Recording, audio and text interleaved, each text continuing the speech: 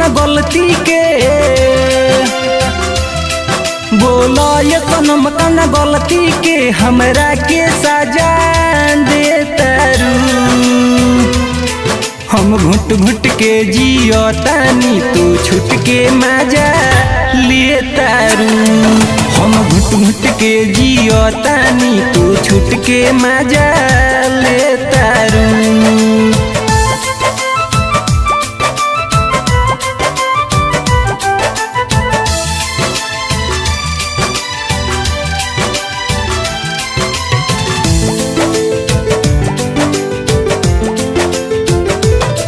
याद आवेला तोहर जुदाई हो, दिल के कैसे समझाई हो।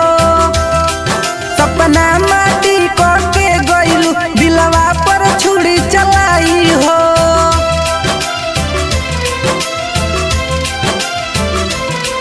याद आवेला तोहर जुदाई हो, दिल के कैसे समझाई हो। सपना माटी के गइलू दिलवा पर छुरी चलाई हो। हमके भूले लाई हो सनम, हमके भूले लाई हो सनम दवाई कौन खातरू। हम घुट घुट के जियो तानी तो छुट के मजा ले तारू। हम घुट घुट के जियो तानी तो छुट के मजा ले तारू।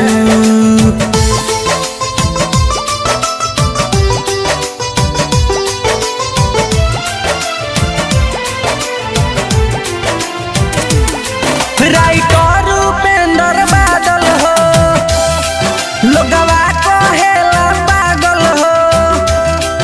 मिथुन के दिल से कइलू खेल जब दोसर से तोहरा रहे मेल।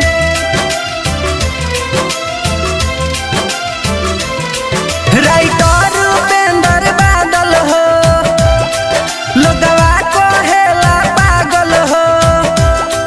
मिथुन के दिल से कइलू खेल जब दोसर से तोहरा रहे मेल। हमरा जिंदगी में आके तू, हमरा जिंदगी में आके तू कौन खेला खेला तारू। हम घुट घुट के जियो तानी तो छुट के मजा ले तारू। हम घुट घुट के जियो तानी तो छुट के मजा ले तारू।